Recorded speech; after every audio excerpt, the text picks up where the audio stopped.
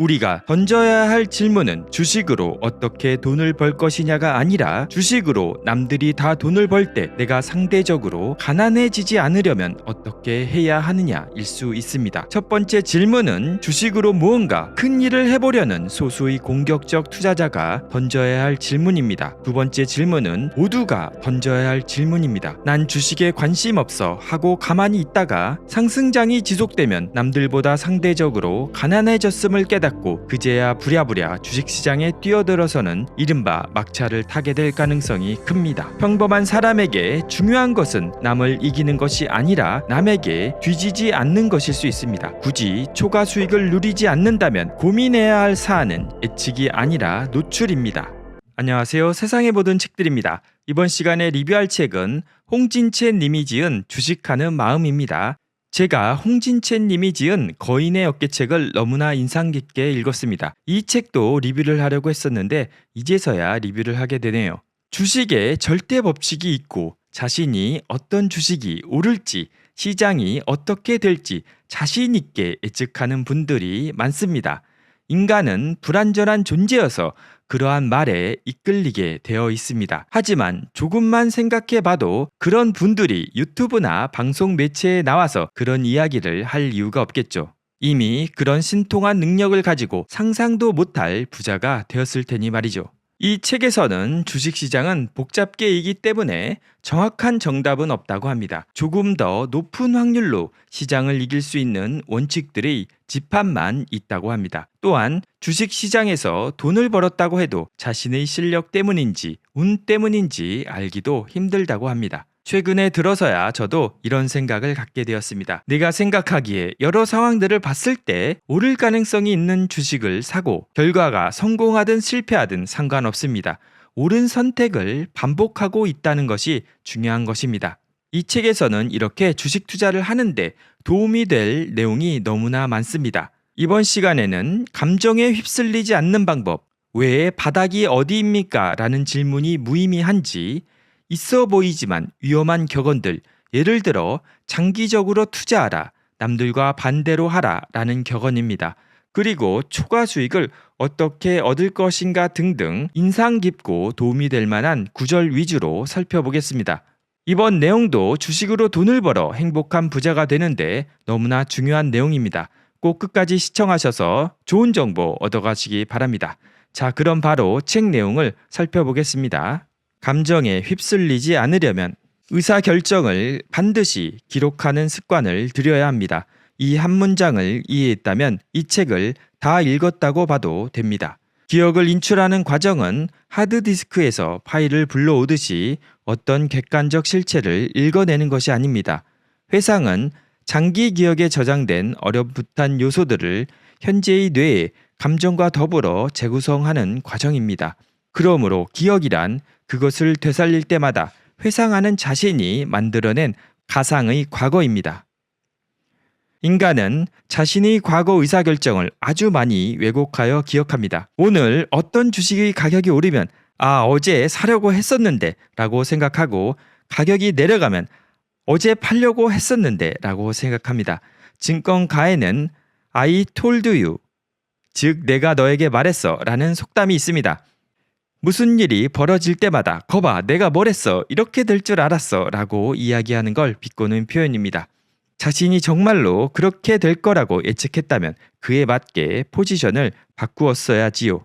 실제로 포지션을 바꾸지는 않고서 지나고 난 다음에 I told you 라고 하는 건 앞뒤가 맞지 않습니다. 워렌 버핏은 이렇게도 표현했습니다.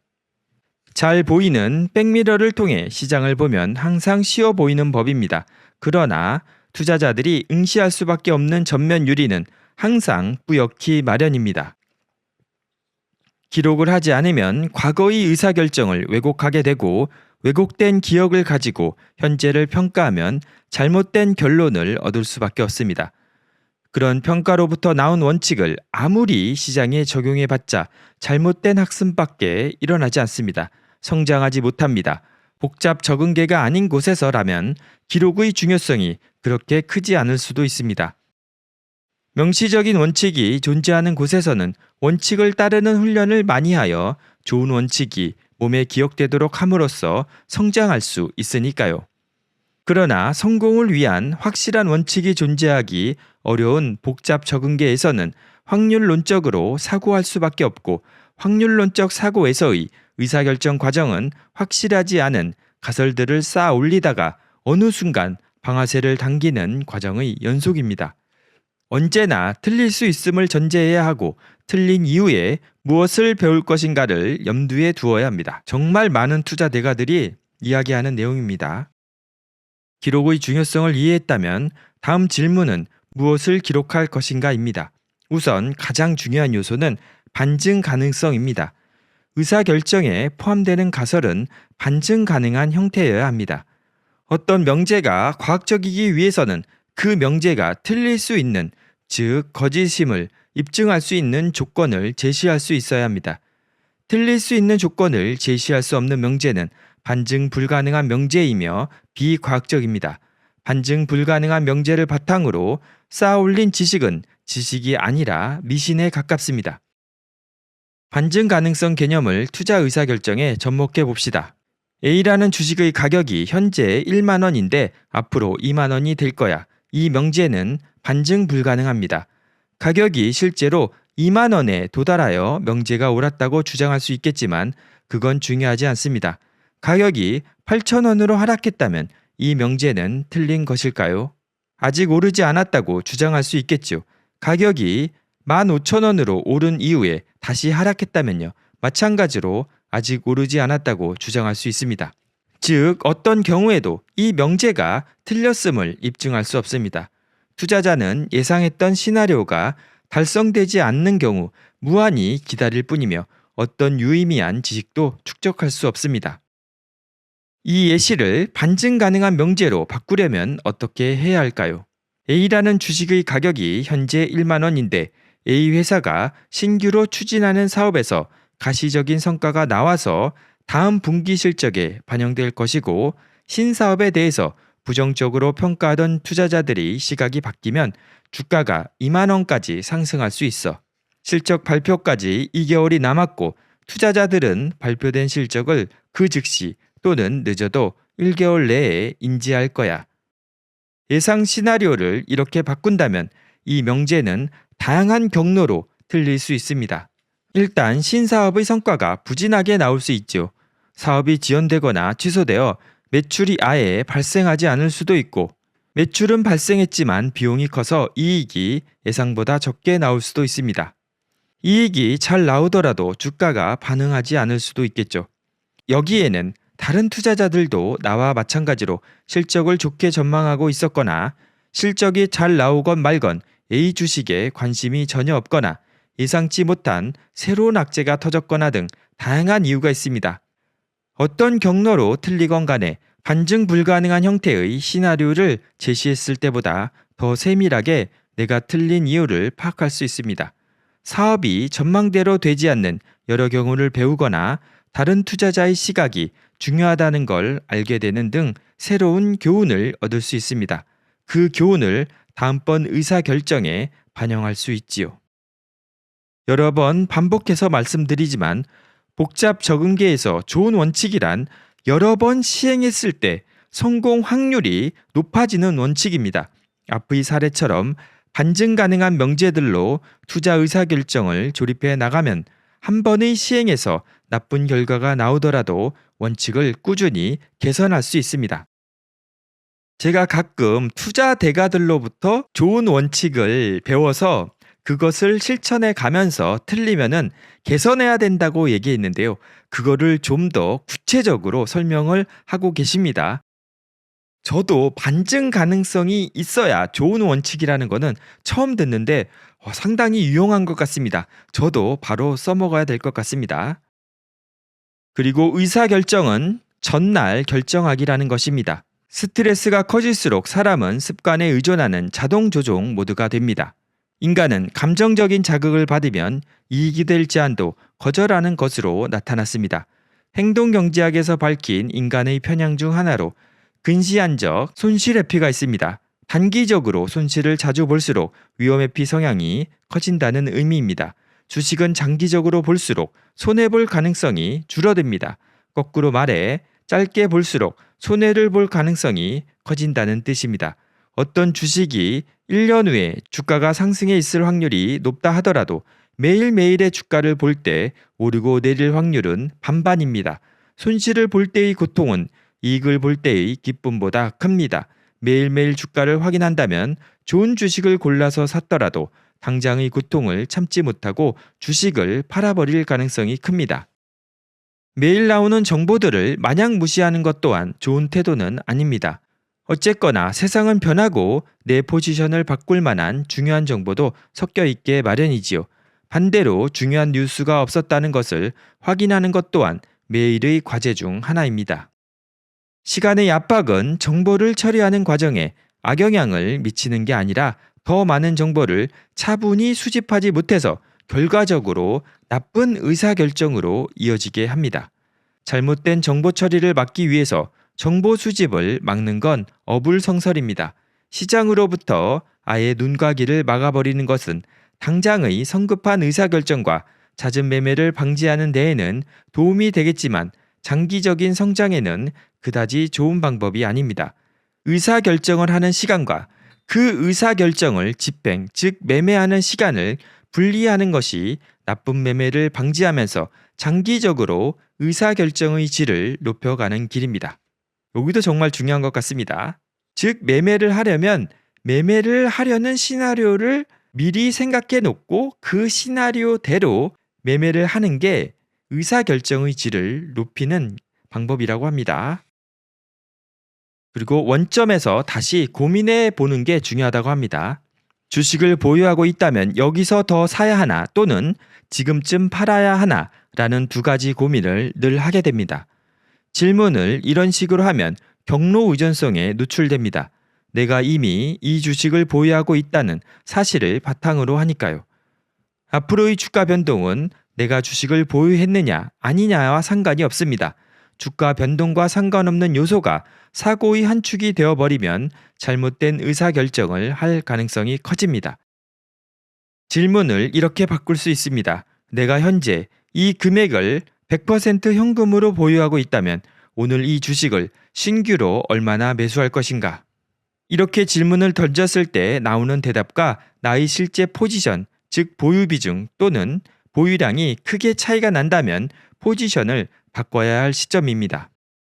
원점에서 다시 고민하는 사고에 익숙해지면 나중에는 이렇게 응용할 수 있습니다. 오늘 이 주식을 처음 발견해서 매수할까 말까를 고민할 때 반대로 이런 질문을 던질 수 있습니다. 내가 이 주식을 보유하고 있다면 지금쯤 어떤 생각을 하고 있을까?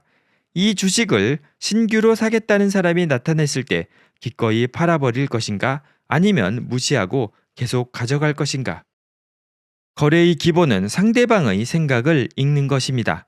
어떤 주식을 볼 때 현재의 상태만 보는 것보다 주식이 걸어온 경로를 봐야 합니다.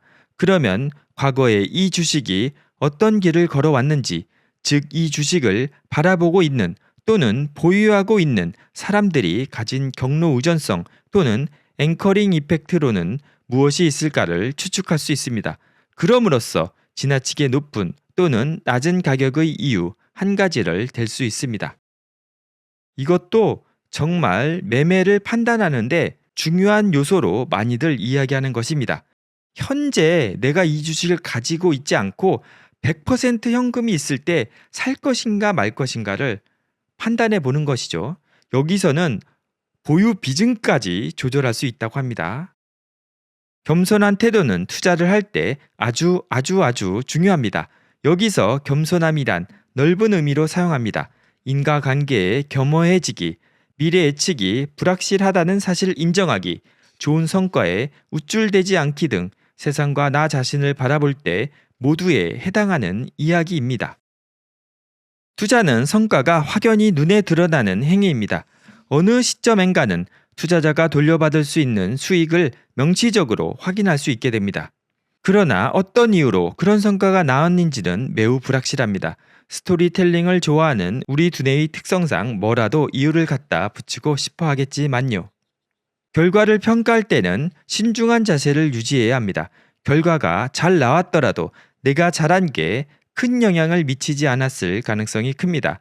내가 무엇을 잘했는가에만 집착하는 일은 모래성을 무너뜨린 마지막 모래알만을 유심히 관찰하며 붕괴의 이유를 찾는 일과 같습니다. 마찬가지로 결과가 나쁘다고 해서 좌절할 필요도 없습니다. 딱히 내가 잘못해서 결과가 나쁘게 나온 게 아닐 가능성이 큽니다. 일관성을 지키는 것도 중요합니다. 결과를 평가할 때 외부 요인, 즉 내가 통제할 수 없었던 요인과 내부 요인, 내가 통제할 수 있었던 요인을 함께 봐야 합니다. 결과가 잘 나왔을 때는 내가 잘해서라고 하고 잘못 나왔을 때는 운이 없어서라고 평가해서는 안 됩니다. 여기도 중요한 것 같습니다. 저도 결과를 평가할 때 내가 한 행동만 생각을 했지 다른 외부적인 요인이 주식 매매의 결과를 결정했을 거라는 생각은 많이 안 해보거든요. 이것도 정말 꼭 적용을 해봐야 되겠습니다. 그 다음에는 늘 하지만 무의미한 질문들입니다. 투자를 시작할 때는 내가 이 게임을 어떻게 정의할 것인가를 먼저 물어야 합니다. 즉, 얼마의 기간에 유의미한 수익률을 달성하는 것을 목표로 하는가에 대해 먼저 대답해야 합니다. 인생에서 투자에 나서는 전체 기간을 의미할 수도 있고 개별 투자권의 유효 기간을 의미할 수도 있습니다. 투자 기간이 1년이라면 내가 신경 써야 할 주가의 측정자는 대부분의 일간 변동을 무시할 수 있어야 할 것입니다. 반대로 오늘 하루 동안 단기 매매를 통해 수익을 내겠다고 한다면 분단위, 심지어 초단위의 주가 변동까지 모두 중요할 것입니다. 다시 말하자면 나는 어떤 타임라인의 주가 변동을 예측하여 수익을 내고자 하는가, 또는 내가 맞힐 수 있는 주가 변동의 타임라인은 어떤 단위인가 라는 질문을 던져야 합니다. 기업 실적의 변화와 그에 따른 주가 변동에 베팅하고자 한다면 측정 단위는 최소한 3개월 이상이어야 할 것입니다. 실적이 3개월에 한 번 발표되니까요. 어떤 질병의 확산 추이에 따라서 매매를 하고자 한다면 매일매일 발표되는 확진자 수에 초점을 맞춰야 할 테니 측정 단위는 하루 정도로 짧게 잡아야 할 것입니다. 여기도 상당히 의미 있는 말 같습니다. 저도 주식 투자를 할 때는 평생 보유할 생각으로 주식 투자를 해야 된다고 생각을 했었는데 이 뒤에 보면 그게 잘못된 생각이라는 게 나옵니다. 매수의 판단에 대해서 나옵니다. 아쉽게도 마켓 타이밍을 추구하는 전략은 초과 수익을 내기가 불가능하다는 주장이 지배적입니다. 마켓 타이밍을 추구할 수 없다면 매수 매도의 판단을 어떻게 해야 할까요? 질문을 이렇게 바꾸어 볼 수 있습니다. 현재의 가격대는 얼마나 편안한가? 현 가격대에서 3년간 보유할 경우 연평균 기대 수익률은 얼마인가? 만약 상승한다면 얼마나 상승할 수 있고 하락한다면 얼마나 하락할 수 있는가? 사람들은 가격의 높낮이 수준보다는 최근의 변동에 주목하는 경향이 있습니다. 그게 더 직관적이고 눈에 띄니까 어쩔 수 없겠지요. 그러나 단기적인 가격 변동을 좌우하는 요소가 너무나 많기 때문에 단기 변동의 이유를 일일이 파악하고 예측하려는 시도는 지능 게임이 되기 십상입니다. 저는 가격의 높낮이를 편안함의 정도로 표현합니다. 편안한 가격대는 바닥에 근접한 가격대와도 다릅니다. 오렌 버핏의 스승인 벤저민 그레이엄은 현명한 투자자에서 다음과 같이 말합니다. 투자자와 투기꾼의 가장 뚜렷한 차이는 주가 흐름을 대하는 태도이다. 투기꾼의 최대 관심사는 주가 흐름을 예측해서 이익을 얻는 것이다. 투자자의 최대 관심사는 적정 주식을 적정 가격에 매수해서 보유하는 것이다. 투자자가 주가 흐름을 중시하는 이유는 주가가 낮으면 주식을 매수하고 주가가 높으면 매수를 보류하거나 매도를 하려는 목적이다. 편안함의 척도는 일단 다른 자산군에서 얻을 수 있는 기대 수익률에 주식이라는 위험한 자산에 투자함으로써 감내해야 할 프리미엄이 적정한가입니다. 이 수치를 주식의 향후 기대 수익률이라고 부를 수도 있습니다. 즉, 다른 투자 수단에 비해서 기대 수익률이 얼마나 높은가를 살펴보는 것입니다. 상승과 하락 두 방향을 모두 고려해 봤을 때 잠재적인 하락폭보다 잠재적인 상승폭이 더 크다면 비로소 진정으로 편안한 가격대라고 판단할 수 있습니다. 편안한 가격에 도달했다란 바닥에 가까운 가격이다 또는 곧 반등이 임박했다라는 뜻이 아닙니다. 하락 잠재력 대비 상승 잠재력이 더 크고 여기서 더 하락하더라도 내가 충분히 감내할 수 있다라는 뜻입니다. 이 부분도 상당히 중요한데요. 많은 분들이 매수할 때 전 고점 대비 얼마나 떨어졌느냐에 따라서 많이 떨어지면 산다고 하시는 분들이 많거든요. 그런데 그렇게 생각하는 것보다는 내가 이 시점에 이 주식을 샀을 때 하락할 확률과 폭을 예측을 해보고 또 이 주식을 샀을 때 상승할 확률과 상승할 폭을 예측을 하는 것입니다. 그래서 상승했을 때 벌 수익이 하락했을 때 손실을 볼 손실액보다 월등히 크다면 그때 매수를 하는 게 좋다는 것입니다. 저도 요새 매매를 이런 식으로 하고 있거든요. 그러니까 많이 까먹지는 않는 것 같더라고요. 그래서 아주 저점은 아니지만 저점에 근접했을 때 매수할 확률이 높아졌던 것 같습니다. 이것도 한번 꼭 시도해 보시기 바랍니다. 아주 매매할 때 유용합니다. 주식은 기본적으로 투자의 타임라인을 길게 가져갈수록 유리한 게임입니다. 장세에 신경 쓰면서 잦은 매매를 반복하다 보면 개별 종목의 큰 흐름을 놓칩니다. 피터 린치는 월가의 영웅에서 이렇게 말합니다. 장세에 무심할 수 있어야 한다. 이 한 가지만 납득할 수 있다면 이 책을 다 읽은 것과 같다. 장세에 대한 질문은 수익률에 전혀 도움이 되지 않습니다. 최소한 저에게는 그랬습니다. 도움이 되는 질문은 바로 이것입니다. 시장의 변동을 이기고 좋은 수익을 거둘 수 있는 주식을 어떻게 골라내야 할 것인가? 언제 팔아야 하나요? 라는 질문에 대한 내용입니다. 흔히들 사는 것보다 파는 게 더 어렵다고 합니다. 매수와 매도는 동전의 양면입니다. 매수를 잘했다는 것은 매도를 잘하고 나서야 결정됩니다. 잘 팔기 전까지는 잘 샀다라는 표현이 성립할 수 없습니다. 일견 이해는 됩니다. 살 때는 쉽게 샀는데 그 다음에는 어떻게 해야 할지 모르는 거죠. 주가가 올랐는데 팔까 말까 고민하다가 주가가 내렸습니다. 아, 어제 팔 걸 하는 생각이 듭니다. 또는 이 정도면 됐어 하고 팔았는데 주가가 급등해 버립니다. 인간은 행동의 후회를 비행동의 후회보다 더 강하게 느낍니다. 무언가를 했는데 잘못됐을 때의 자책감이 아무것도 안 했는데 잘못됐을 때의 자책감보다 더 크다는 뜻입니다. 주식을 사고 나면 주가의 오르내림을 보면서 흥분하고 뭐라도 하고 싶어집니다. 오르면 오르는 대로 팔아야 하나 고민이 되고 내려가면 내려가는 대로 지금이라도 팔아야 하나 버틸까 더 사야 하나 고민을 합니다. 어차피 주가는 못 맞히는지라 행동에 나서면 나설수록 후회할 일만 많아집니다. 그러면서 손절을 철저히 하라. 물타기를 하지 마라. 목표 수익에 도달했으면 미련 없이 매도해라. 같은 격언을 가슴에 새깁니다. 그러나 흥미롭게도 시장에는 정반대의 의미를 가지는 격언이 많습니다. 가격의 하락은 박앤세일일 뿐이다. 주가가 30% 하락했을 때 편안하게 매수에 나설 수 없다면 애초에 주식을 사면 안 된다. 달리는 말에서 뛰어내리면 안 된다 등 있어 보이는 말인데 앞에서의 격언과는 전혀 반대되는 이야기를 합니다. 도대체 어쩌라는 건가요? 주가가 올랐을 때 미련 없이 파는 게 맞나요? 계속 버텨야 하나요? 계속 버틴다면 결국 언제 팔아야 하는 건가요? 주가가 하락하면 과감하게 손절을 해야 하나요?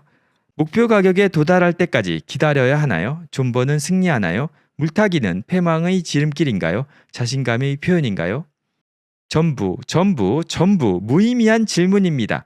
여기에 대답하고자 하는 단편적인 격언들 또한 무의미하긴 마찬가지고요. 저도 여기에 격하게 공감합니다.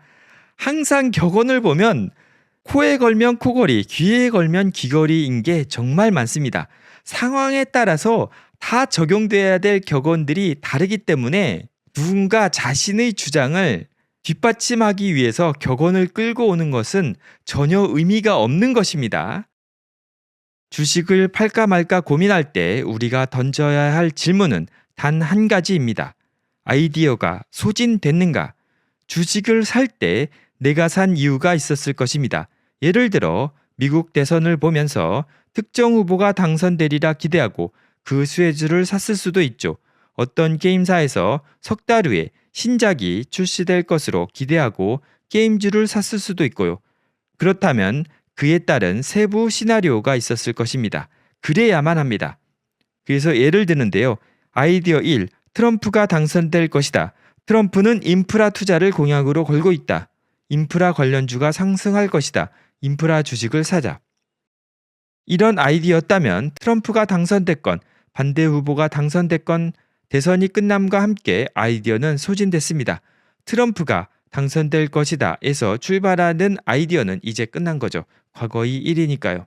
아이디어 2는 8월에 새 게임이 출시될 것이다. 초기 일주일간 1일 매출액이 3억 원이 넘어갈 것이다. 지금 시장의 기대감은 1일 매출액이 1억 원 정도다. 3억 원이 되면 주가가 상승할 것이다. 사자. 이런 아이디어로 게임주를 샀습니다. 8월이 됐습니다. 신작이 출시된 후 1일 매출액이 3억이 될 수도 있고 그 이상 또는 미만이 될 수도 있습니다. 어쨌거나 결과는 나왔습니다. 1일 매출액이 3억 원이 되고 주가가 올랐으면 팔아야겠지요. 1일 매출액이 5천만 원이 되고 주가가 하락했으면 그래도 팔아야지요. 아이디어가 끝났으니까요. 즉 자신이 처음에 생각했던 시나리오가 끝났으면 매매를 멈춰야 된다고 합니다. 손실이 났다고 해서 더 보유해서도 안 되고 이익이 났는데 더 많은 이익을 낼지 모른다고 생각하고 더 보유해서도 안 된다고 합니다. 하지만 새로운 상황이 나타나면 또 다른 새로운 아이디어를 적용해서 판단을 해야 된다고 합니다. 아이디어가 소진됐는가라는 질문이 어렵게 느껴진다면 현재 이 금액을 100% 현금으로 보유하고 있다면 이 주식을 얼마나 사겠는가? 라는 질문을 할 수도 있습니다. 이 질문에 얼마만큼 사겠다라는 대답이 선뜻 나오지 않는다면 팔아야 합니다. 아이디어가 없는 것입니다. 소진되어서 사라졌거나 원래부터 없었거나요. 이 질문에 10%는 충분히 살 수 있다라는 대답이 나온다면 그 비율과 현재 실제로 가지고 있는 비율을 비교해 보면 됩니다. 원래 5% 비중으로 가지고 있었다면 5%를 추가로 삽니다. 20%를 보유하고 있는데 지금은 10%라는 대답이 나왔다면 절반을 팔아야 하지요. 리밸런싱, 즉 적정 투자 비율에 대한 새로운 의사결정을 하는데 과거 매수 가격 이후 주가가 올랐느냐 내렸느냐는 거의 중요하지 않습니다. 아이디어가 소진됐는가 아닌가만이 중요한 기준입니다. 그러나 다른 사람들은 내 의사결정의 결과만을 볼 뿐이지요. 아이디어가 소진되어서 주식을 팔았는데 손해를 본 상태에서 팔았으면 나는 손절 원칙을 엄격히 지키는 사람이 됩니다. 이익을 본 상태에서 팔았으면 익절을 철저히 하는 사람이 됩니다. 원점에서 다시 고민해 봤더니 과거보다 더 매력적이라 주식을 더 샀는데 그때 과거 매수 시점보다 주가가 하락해 있는 상태였다면 나는 저가의 추가 매수를 하는 물타기 전문가가 됩니다. 주가가 오른 상태에서 그 결정을 했다면 나는 달리는 말에 올라타는 추세 추종자가 됩니다. 다만 분할 매수와 분할 매도는 꽤 유익합니다. 목표 비중이 10%일 때 3%가량씩 3번에 걸쳐서 비중을 채워나가는 식의 매매를 하면 마음이 편안해집니다. 단기적인 주가 변화는 예측하기가 지극히 어려운데 매수 시점을 분산하면 어제 하루 만에 비중을 다 채웠는데 오늘 주가가 급락했어 하는 상황을 막을 수 있습니다. 매도할 때도 마찬가지입니다. 앞으로 이 주식을 아예 쳐다도 보지 않을 생각이 아니라면 한 번에 다 팔지 말고 야금야금 파는 게 신상에 이롭습니다. 앞서 언급한 행동의 후회와 비행동의 후회 사이 어딘가에 위치할 수 있으니까요. 저는 마음이 흔들릴 때면 3분의 1을 매도합니다. 저에게는 일종의 매직 넘버입니다. 3분의 1을 매도하고 나면 주가가 오르더라도 기존 수량의 절반 이상이 남아있기 때문에 수익을 충분히 누릴 수 있습니다. 반대로 주가가 하락하더라도 3분의 1만큼은 높은 가격에서 팔았기 때문에 마음이 덜 아픕니다. 이 부분도 너무나 중요한 것 같습니다. 특히 분할 매수와 분할 매도는 제가 정말로 잘 지키지 못하는 것이었거든요. 항상 저는 사면은 덜컹 사고 매도할 때도 기분에 따라서 전량 매도하는 경우가 정말 많았습니다. 하지만 지금은 아까 얘기한 것처럼 미리 어느 가격에 몇 퍼센트, 어느 가격에 몇 퍼센트를 살지 말지를 계획을 해놓고 그 가격이 오면 분할 매수하고 분할 매도하는 식으로 매매 방법을 바꿨습니다. 그리고 그거를 실천하고 있거든요. 그러면은 마음도 편안하고 큰 손해를 볼 확률이 줄어듭니다. 그리고 있어 보이지만 위험한 격언들입니다. 장기적으로 투자하라는 얘긴데요. 장기 투자하라, 정말 좋은 말입니다. 잦은 매매는 필패의 지름길입니다. 하지만 30년 전에 삼성전자를 사놨으면 말이야 지금 20배가 올랐어. 이런 말은 전혀 쓸모없는 말이라고 합니다. 여기에는 생존 편향이라는 함정이 숨어 있기 때문입니다. 1990년대는 삼성전자가 시가총액 9위였고 이 당시는 삼성전자가 그렇게 뛰어난 기업도 아니라고 합니다. 그래서 여러 종목 중에 삼성전자를 골라낼 해안이 있었다면 지금 시점에 굳이 삼성전자를 언급할 필요도 없고 그때그때 좋은 주식을 샀다 팔았다가 시장 이상의 수익을 거둘 수 있다고 합니다. 즉 생존 편향이라는 함정이 장기적으로 투자하라는 말에는 담겨 있는 것입니다. 버핏의 말처럼 백밀러로 뒤를 돌아보는 건 쉽습니다. 우리가 봐야 할 것은 앞 유리 너머이고 우리는 뿌옇게 서리가 낀 유리를 통해 전방을 주시하면서 조심조심 운전해야 합니다. 이미 살아남아 대성한 기업을 보면서 수십 년 전에 투자했다면 이라는 가정을 붙이는 건 의미가 없습니다. 그럴 거면 1960년대에 강남 논밭도 사놓고 2010년에 비트코인도 사놓았으면 되지요. 장기 투자는 만병통치약이 아니라고 합니다. 즉 장기적으로 우상향할 주식을 현재 고를 수는 있지만 그게 장기적으로 간다는 보장이 없기 때문에 항상 체크를 하면서 앞서 얘기했듯이 자기가 산 이유가 없어지면은 팔아야 되는 것입니다. 그럼 시장 전체를 사는 건 어떻냐고요? 아주 좋은 질문입니다. 정말로요. 우리는 개별 주식 선정보다는 자산 배분에 훨씬 더 많은 관심을 기울여야 합니다. 미국을 대표하는 지수인 S&P 500에 1년씩 투자했을 경우의 성과는 그림 6-1과 같습니다. 이 그림입니다. 손실이 나는 해에는 20% 정도 손해를 보기도 하고 이익이 나는 해에는 40%까지 벌기도 했네요. 흔히 이야기하는 하이리스크, 하이리턴 자산이라는 개념에 부합하는 그림입니다. 그렇다면 5년씩 보유했을 때의 연환산 수익률은 어떻게 될까요? 그림 6-2입니다. 손실의 빈도와 폭이 크게 줄었습니다. 손실이 나는 경우가 전체에서 10번도 채 되지 않고 손실폭도 많아야 10% 정도로 줄었습니다. 이익은 어떨까요? 대부분 10% 언저리로 고르게 분포합니다. 투자 기간을 30년으로 늘리면 어떻게 될까요? 손실 횟수가 0입니다. 수익률은 10% 수준에서 고르게 분포합니다. 이 그림입니다. 손실이 아예 없죠. 만약 30년이라는 기간을 가리고 이 표를 보여준다면 뭐라고 할까요? 손실이 나는 경우는 제로이고 수익률은 연 10%가 나오는 자산이 있다고 하면 어떤 느낌이 드나요? 거짓말이라는 생각이 먼저 들지 않을까요? 주식은 그런 자산입니다. 우리는 고수익을 얻기 위해서는 더 큰 위험을 감수해야 한다는 걸 진리처럼 여기고 있습니다.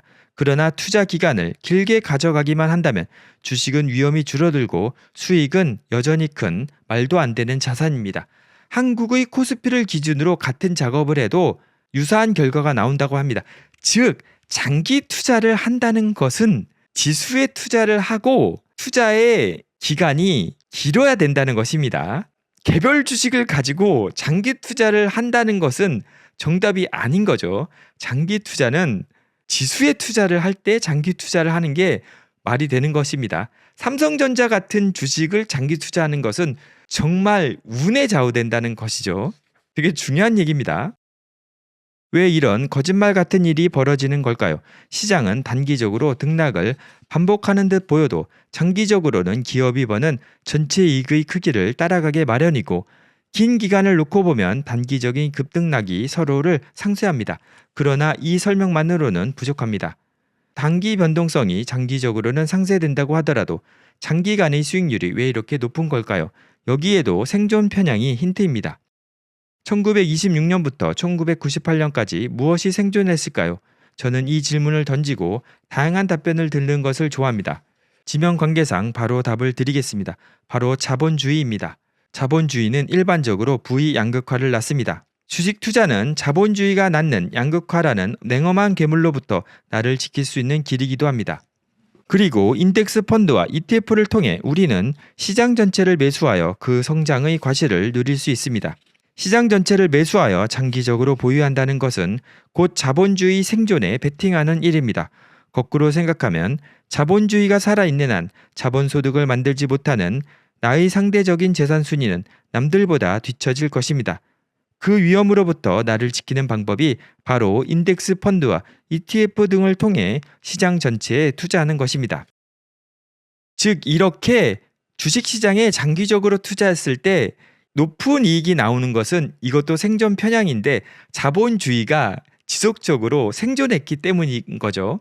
그리고 또 다른 거는 파산한 기업들은 다 주식시장에서 퇴출되고 새로 들어오는 성과 좋은 기업들만이 남기 때문에 주식시장이 장기 우상향하는 것도 있습니다.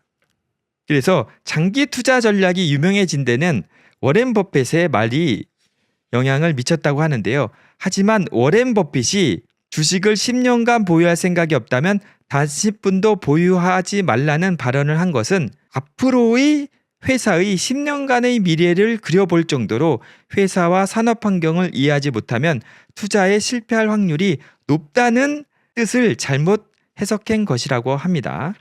그리고 연차 보고서에도 버크셔는 시장성 있는 어떤 증권에 대해서도 팔지 않겠다는 약속을 하지 않는다고 하고요. 버블 기간에 코피가 터질 정도로 밸류에이션이 치솟았음에도 독자적인 관점을 취하지 않고 수수방관했던 일에 대해서는 비난받아야 마땅합니다. 라는 말을 했는데요. 이것은 팔아야 할 주식은 팔아야 한다는 말입니다. 무조건 장기 투자하라는 조언은 의미가 없습니다.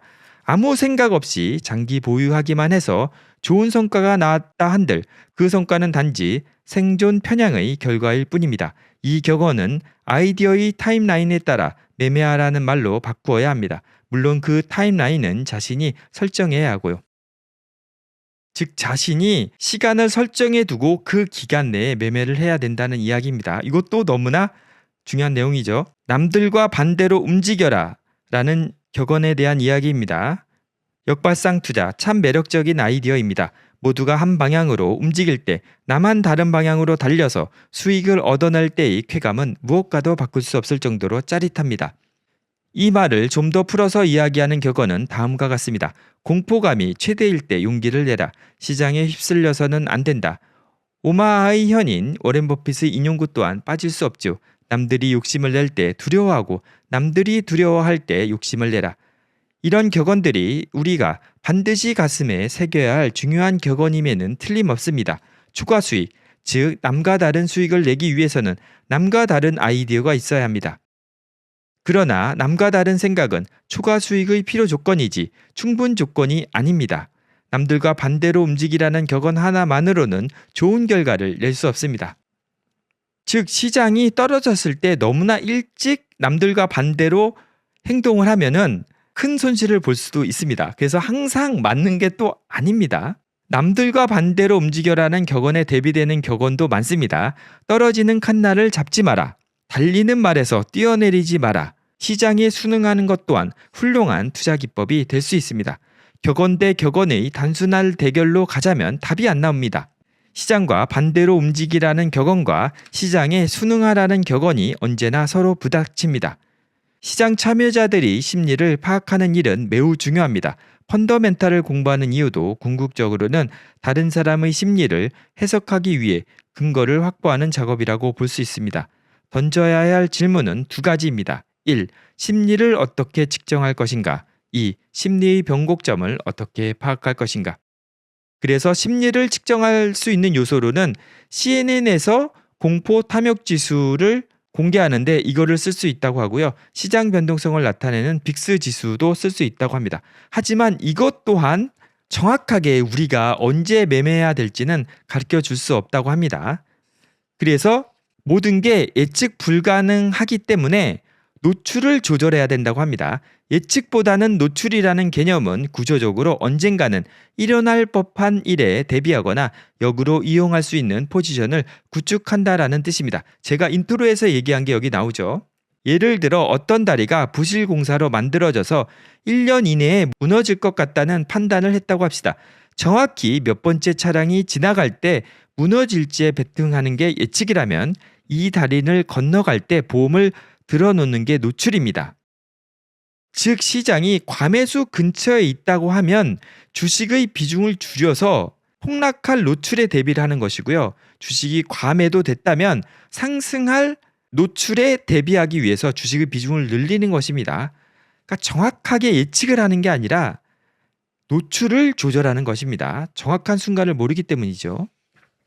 그리고 투자를 잘하기 위해서 세상이 굴러가는 방식을 연구하고 인간의 인지적 한계와 편향된 사고를 연구하지만 그 귀결점은 늘 남들의 잘못으로부터 내가 이득을 취하는 것입니다.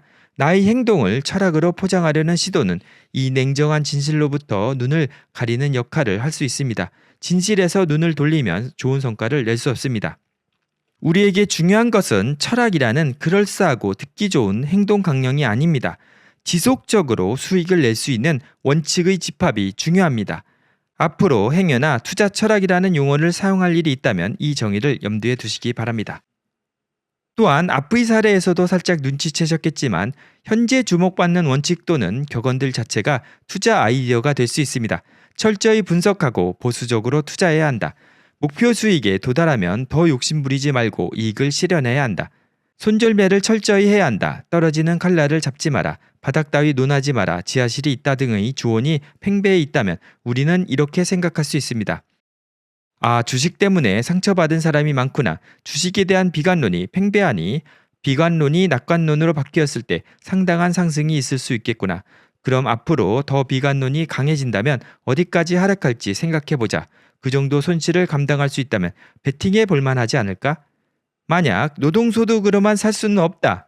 돈이 돈을 벌게 해야 한다. 이익을 얻으려면 리스크를 감수해야 한다. 라는 조언을 주변에서 쉽게 들을 수 있다면 우리는 이렇게 생각할 수 있습니다. 사람들이 자신감이 많이 생겼구나. 이 자신감이 이어지는 동안에는 시장이 상승 기조를 유지할 수 있겠군. 그런데 비관론으로 돌아서면 크게 하락할 수 있겠지? 그리고 그때가 되면 다들 먼저 빠져나오려고 할 텐데 내가 과연 남들보다 먼저 빠져나올 수 있을까? 그러나 이런 단기적인 이유로 장기적인 수익을 놓치고 싶지는 않아. 그렇다면 알 수 없는 이유로 하락했을 때 상처받지 않도록 일부는 차익 실현을 해놓고 손해봐도 괜찮을 정도의 금액을 남겨놓고 앞으로 사태를 관망해보자. 즉 이런 식으로 행동할 수 있다고 합니다. 지금까지 투자의 세계에서 빠지기 쉬운 함정과 어설픈 조언들에 대해서 무엇이 잘못됐고 어떻게 조심해야 할지 나아가 어떻게 활용할 수 있을지 이야기해봤습니다. 이 뒤에는 좀 더 복잡하고 중요한 내용이 나오는데 관심 있으신 분들은 꼭 읽어보시기 바랍니다. 시간 관계상 제가 못 볼 것 같은데요. 제가 중요하다고 생각되는 부분은 제한적 합리성 모델입니다. 즉 다른 사람들의 의사결정 과정을 추론하고 앞으로의 모습을 예상하고 그것에 따라서 가격을 예측해 보는 게 중요하다고 나오거든요. 여기도 되게 중요하고요. 그 다음에 초과 수익을 어떻게 낼 것인가. 이게 이 책의 핵심인데 내 생각과 남들의 생각은 무엇이 다른가. 그 차이는 언제 어떻게 메꿔지는가. 내가 틀렸음을 언제 어떻게 알 수 있는가. 내가 틀렸을 때 무엇을 배울 수 있는가에 대해서 설명해 주고 계십니다. 여기도 상당히 중요한 내용이니 관심 있으신 분들은 꼭 보시기 바랍니다. 그래서 앞에서도 계속 얘기했지만 틀렸다는 것을 아는 게 중요하고 틀렸을 때 그것을 고쳐가면서 행동을 바꾸는 게 중요하고요. 자기가 올바른 선택을 했다면 결과에 집착하지 말고 행동하는 것이 중요하고 올바른 행동을 함으로써 자신이 할 것은 다 했다는 것입니다. 유리한 확률에 적절한 비중을 베팅하는 것으로써 자신의 의사결정은 완결되는 것이고 개별 의사결정의 결과에 집착할 필요는 없습니다. 내가 할 일은 지속적으로 수익을 낼 수 있는 원칙의 집합을 계속 가다듬는 것입니다. 확률 분포를 추론하고 적절한 베팅 비율을 결정해야 합니다. 결과를 보면서 원칙과 아이디어를 계속 수정해 나아가야 하고요. 틀렸음을 알 수 있는 형태로 아이디어를 구성하는 이유는 궁극적으로 좋은 피드백을 하기 위해서입니다. 결과가 잘 나왔을 때는 내 원칙에서 무엇이 잘못됐는지 알기가 어렵습니다. 결과가 나쁘게 나왔을 때에야 사람은 반성을 하고 자신이 무엇을 잘못했는지 신경을 곤두세웁니다. 투자 원칙에는 정답이 없습니다. 계속 시도하고 틀릴 때마다 뚝딱뚝딱 개선하는 피드백 고리를 순환시키는 과정 자체가 유일하게 제시할 수 있는 올바른 원칙입니다. 너무나 중요한 내용이죠. 이렇게 해야 주식 투자 실력이 향상될 것이라고 생각합니다. 이렇게 홍진채 님이 지은 주식하는 마음에 리뷰를 마치려고 합니다. 부제는 주식 투자의 운과 실력, 결국은 마음이다 입니다. 너무나 공감하는 내용이고요. 아무리 실력이 좋아도 운이 안 따라주면 돈을 벌 수 없고요. 그리고 아무리 공부를 많이 했다고 해도, 그리고 아무리 자신이 투자 원칙을 잘 세웠다고 해도 결국에 마음을 조절 못하면 실행을 못하기 때문에 중요한 원칙이 빛을 발하지 못하는 것도 사실입니다. 이 책도 너무나 좋은 책이었습니다. 이번 시간 내용에 관심이 있으신 분들은 꼭 한번 읽어보시기를 추천드립니다. 이번 시간 영상이 도움이 되셨거나 다음 시간 영상이 기대가 되신다면 좋아요와 구독, 알람 설정 부탁드리겠습니다. 그리고 책 내용도 좋고 이번 시간 영상 내용도 너무나 좋으니 여러분들에게 소개해 주셨으면 감사하겠습니다. 긴 시간 동안 시청해 주셔서 감사하고요. 다음 시간에도 좋은 영상으로 꼭 다시 찾아뵙겠습니다. 감사합니다.